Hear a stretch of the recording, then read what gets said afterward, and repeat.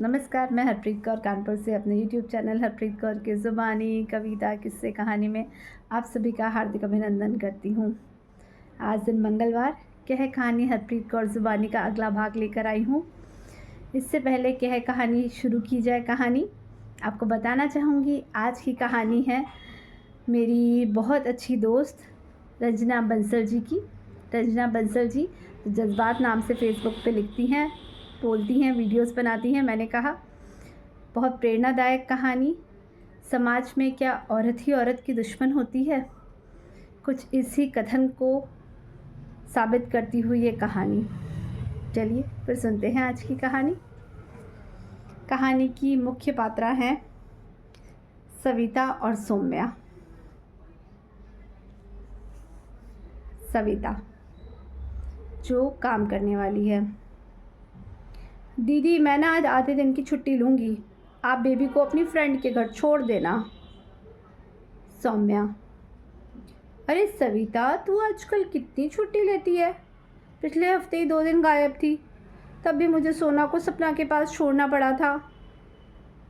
दीदी आज ना महिला दिवस है तो अम्मा मेरे साथ की भाई लोग सब मिलके मस्ती करने जा रहे हैं, आप भी जाओ ना अपने ऑफिस वालों के साथ। क्या बात है, काम छोड़कर मस्ती का मूड, और लोगों को लगता है कि भाई लोग की लाइफ में कोई मज़ा नहीं, बस मेहनत ही मेहनत है। दुनिया का क्या है दीदी, उसको तो कुछ ना कुछ कहना ही होता है। आप ऑफिस वालों के लिए कहते हैं कि काम कम और घर पे काम से छुट्टी, और मज़े के लिए करती हैं। लेडीज़ लोग, मुझे तो लगता है दीदी हम औरत लोगों को ना एक दूसरे के साथ खड़े होना चाहिए, तभी ये दुनिया का मुंह बंद होगा। आप ना प्लीज़ सोना बेबी को आज बस 2 से 7 बजे तक सपना दीदी के यहाँ छोड़ देना, फिर तो आप आ ही जाओगी। सही कह रही है, औरतों को ही औरतों के साथ की ज़रूरत है, लेकिन मेरे आज इस अकेलापन का कारण भी तो एक औरत ही है। चल जाने दे, तू मज़े कर, लेकिन इसके बाद कम से कम 1 महीना कोई छुट्टी नहीं। पक्का पक्का दीदी, 1 महीना कोई छुट्टी नहीं, आप आ जाना 7 बजे तक। सोना बेबी 7 बजे से आपका रास्ता देखने लगती है। नहीं आज मैं भी लेट हो जाऊंगी, आज महिला दिवस है तो मम्मी जी से मिलाऊं।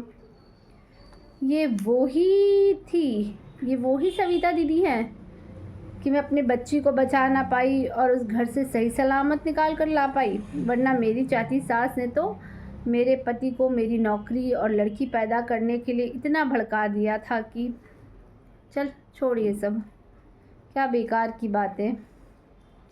खैर मेरे मायके वालों से ज़्यादा साथ दिया था मेरी सास ने मेरा, बस सब वही मेरा मायका है।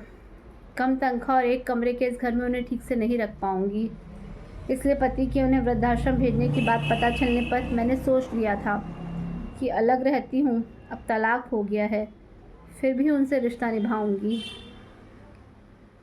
सविता बढ़िया तो है दीदी, खूब आशीष मिलेगी आपको, पर मुझे आपकी ये सपना दीदी भी ना कोई अच्छी नहीं लगती। आदमियों जैसे कपड़े पहनो, जब देखो टैक्सी में किसी ना किसी आदमी के साथ दिखती हैं। एक बार जब आपने उनके लिए दवाई भिजवाई थी तब देखा था मैंने, टेबल पर बियर की 3-4 बोतलें भी पड़ी थी। क्या बकवास करती रहती है सविता, अभी तो बोल रही थी कि औरत को औरत का साथ देना चाहिए, और अब तू ही बिना सब कुछ जाने बिना ऊट पटांग कहने लगी। बिना बाप की लड़की है सपना, पापा उसके बिजली विभाग में लाइनमैन थे और पियक्कड़ भी, उसको पढ़ाना नहीं चाहते थे, लड़कों के ऊपर खर्च करते थे, एक दिन करंट की चपेट में आके मर गए, तब पीएफ के पैसे से माँ ने उसे पढ़ाया, और अब बहुत बड़े ऑफिस में मैनेजर है सपना, चाहे तो बड़े घर में रह सकती है, कार खरीद सकती है, लेकिन माँ के लिए फ्लैट खरीदने और दोनों नालायक भाइयों को रिश्वत देकर नौकरी लगवाने के चक्कर में कर्ज में पड़ी है। और बियर पीने से कोई इंसान गलत नहीं हो जाता, इंसान अपनी सोच, बर्ताव और मानसिकता से गलत हो सकता है। मेरी चाची सास तो बियर नहीं पीती थी। एकदम सही बात दीदी, मुझे शर्म आ रही है जो सपना दीदी को ऐसे बोला। सॉरी। अरे जाने दे, चल आज शाम में सपना के साथ अपने घर पर महिला दिवस बनाऊंगी, तो पहले उससे पूछ तो लूँ कि वो सोना को रखने के लिए और मेरे साथ पार्टी के लिए शाम को फ्री है भी या नहीं। सौम्या, हा हा हा हा,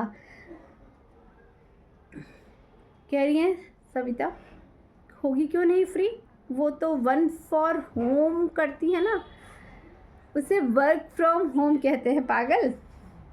बस यही थी आज की प्यारी कहानी।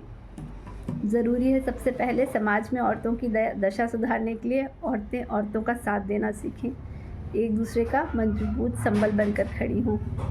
तो आइए आप भी मेरे साथ सुनिए कहानी और मुझे भी संबल दीजिए।